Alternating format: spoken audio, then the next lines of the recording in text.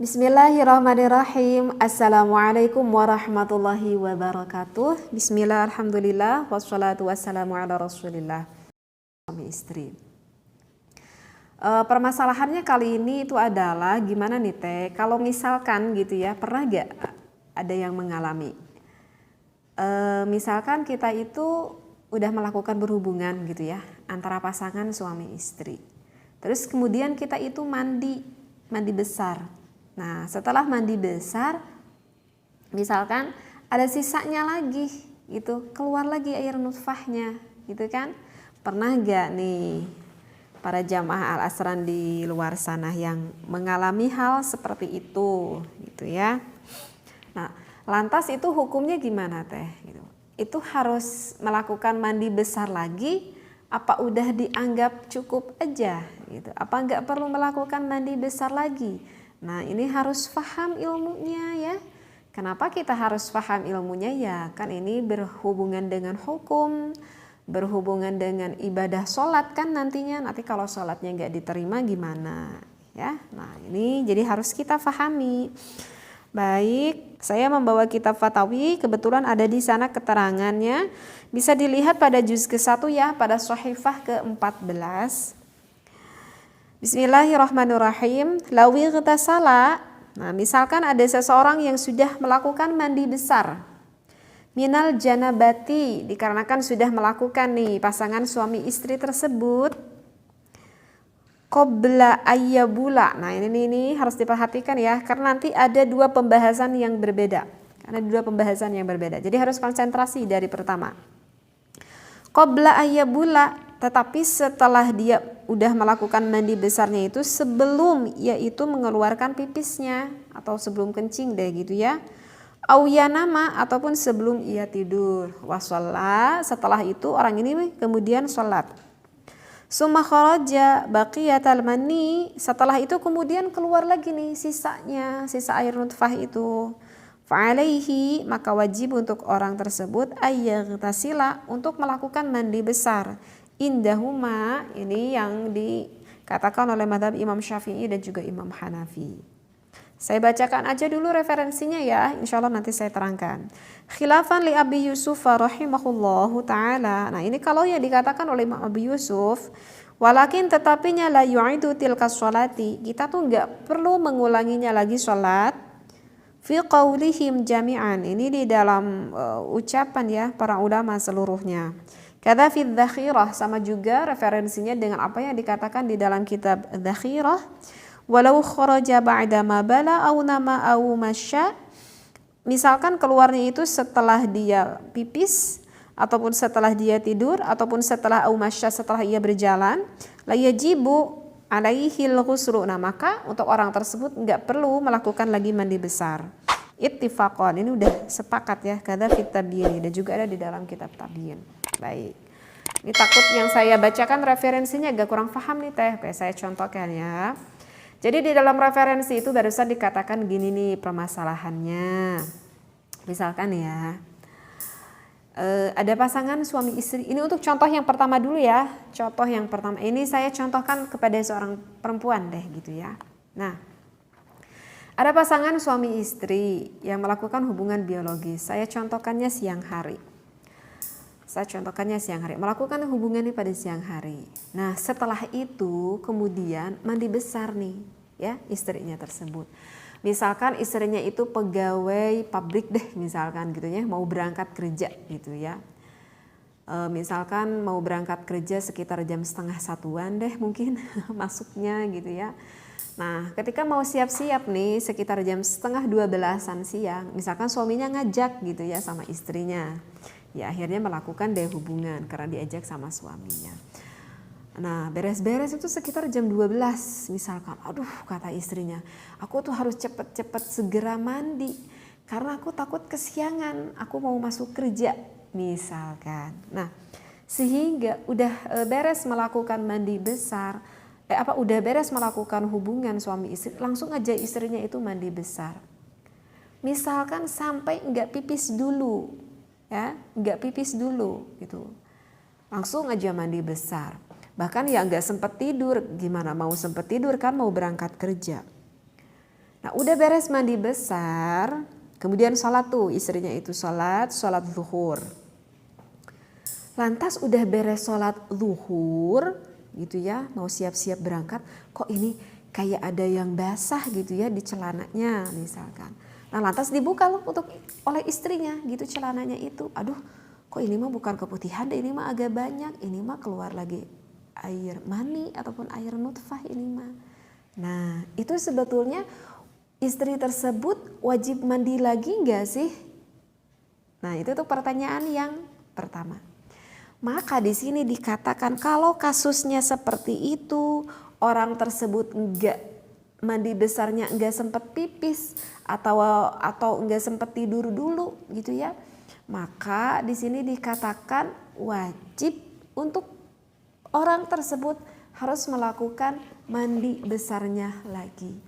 Jadi harus diulangi lagi mandi besarnya? Iya, harus diulangi lagi mandi besarnya seperti itu. Aduh, barusan aku kan udah sholat zuhur. Kalau begitu sholat zuhurnya aku harus diulangi lagi dong. Maka ini yang dikatakan oleh Abi Yusuf rahimahullah dan juga para ulama-ulama lain mengatakan tetapi untuk sholatnya yang udah barusan ia lakukan tersebut tidak perlu diulangi. Jadi sholatnya udah dianggap cukup, ya udah dianggap cukup aja. Tetapi harus mengulangi lagi apa? Mandi besarnya seperti itu. Ini contoh untuk kasus yang pertama. Nah, sekarang untuk contoh yang kedua, berbeda lagi nanti hukumnya. Nah, makanya harus didengerinnya sampai selesai ya, biar kitanya paham. Nah, untuk contoh yang kedua dari barusan referensi yang dia saya bacakan, gimana nih kalau misalkan, nah ini contohnya pada malam hari deh ya. Misalkan bapak nih sama ibu tuh pada malam harinya tuh udah bersenang-senang. Nah, udah itu kan biasa kan untuk menjaga kebersihan ya kita ke kamar mandi dulu. Dan bahkan disunnahkan. Ini hukumnya ya. Bahkan disunnahkan. Nanti saya baca referensinya deh. Dan bahkan disunnahkan kalau kita sesudah melakukan berhubungan antara suami dan juga istri itu disunnahkan harus pipis, harus kencing. Kenapa disunnahkan? Karena kalau saya lihat referensi di dalam kitab I'anatul Talibin di sini dikatakan ya, ay wasunna disunnahkan ayyabula kita itu untuk kencing dulu. Wa qaluhu dan juga ucapan musannif qabla ayyaghtasila sebelum kita melakukan mandi besar. Muta'allaqun dihubungkan biyabula kepada kencing tersebut. Liyakhruja ma baqiya ay minal mani supaya apa? Supaya air kencing itu bisa mengeluarkan sisa air mani kita. Nah, jadi sunnah di dalam kitab I'anah dikatakan kalau suami istri udah melakukan berhubungan biologis itu jangan langsung tidur. Jaga dulu kesehatan, jaga dulu kebersihan. Dua-duanya suami istri harus ke kamar mandi, harus apa? Harus pipis, harus kencing. Kenapa disunahkan harus kencing? Karena kalau misalkan kita kencing, kita pipis itu sisa-sisa air nutfah yang ada di area dalam akan terdorong oleh air pipis tersebut. Seperti itu ya. Jadi sunnah. Terkadang kan suka ada ya, pernah gak kejadian? Setelah berhubungan gak tahu jual ujuk-ujuk ngantuk aja gitu ya. Pernah gak seperti itu? Ya jual ujuk-ujuk ngantuk aja, gak sadar itu ya, gak sadar jadi ujuk-ujuk tidur aja gak sadar, tahu-tahunya udah subuh misalkan. Itu saking gak kuat ngantuknya mungkin ya seperti itu. Nah sebetulnya itu kurang baik. Kenapa ya? Karena kan dikhawatirkan nanti ada bakteri yang tertimbun, yang tersisa di area apalagi pada perempuan ya, di area pada perempuan itu kurang baik pada kesehatan ya. Tapi terkadang kan suka ada ya seperti itu, nggak tahu udah beres langsung aja ngantuk ya, capek kali ya seperti itu. Nah baik, saya ulangi lagi, ini untuk pertanyaan yang kedua nih, tadi agak ngelantur ya, habis harus jelaskan ya. Untuk pertanyaan yang kedua saya ulangi lagi, kalau misalkan setelah melakukan berhubungan itu misalkan sempat kita itu sampai pipis dulu, Bahkan udah itu kita nggak langsung melakukan mandi besar, udah itu ya kita tidur, udah aja nanti mandinya mah subuh gitu ya. Ataupun yang ketiga masyi, ataupun kita misalkan jalan-jalan, sesudah kita misalkan melakukan hubungan itu, misalkan kita tuh nggak langsung tidur, ya kita jalan-jalan aja dulu, misalkan jalan-jalannya aja mau ke dapur kayak mau ke rumah kayak mau ke apa, artinya kan berarti gerak gitu kaki kita. Nah kalau seperti itu, andaikan kita udah melakukan mandi besar, kemudian keluar lagi sisanya bakiyal mani, keluar lagi sisanya air mani, maka kalau itu tidak diwajibkan lagi untuk melakukan mandi besar. Kenapa? Karena biasanya kalau misalkan kita pipis, kita kencing itu akan keluar gitu untuk membersihkan. Begitu juga kalau misalkan kita tidur, biasanya itu akan keluar dengan sendirinya. Ataupun kalau misalkan kita gerak jalan-jalan, biasanya itu akan keluar juga dengan sendirinya. Andai pun keluarnya pun itu masih sedikit sekali dari sisa-sisa air nutfahnya tersebut. Nah oleh karena itu tidak perlu lagi melakukan mandi besar. Nah jadi ini beda kan ya permasalahannya ya. Kalau tadi yang contoh yang pertama, mengapa mesti melakukan lagi mandi besar, dikarenakan ya enggak pipis dulu, ataupun ya misalkan karena langsung enggak tidur dulu, sehingga kan enggak ada jeda waktu untuk keluar lagi seperti itu ya.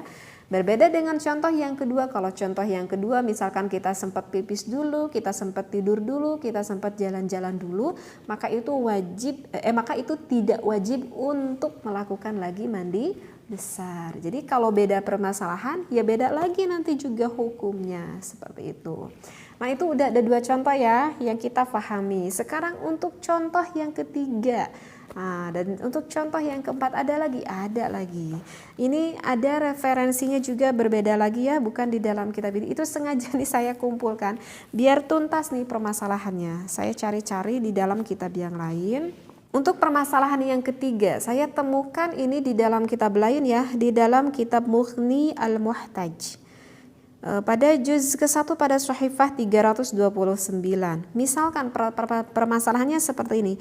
Amma idza kharaja, misalkan ada sesuatu nih yang keluar min kubulil mar'ati, dari kubulnya seorang perempuan katanya. Apa yang keluarnya? Maniyun, yaitu air nutfah.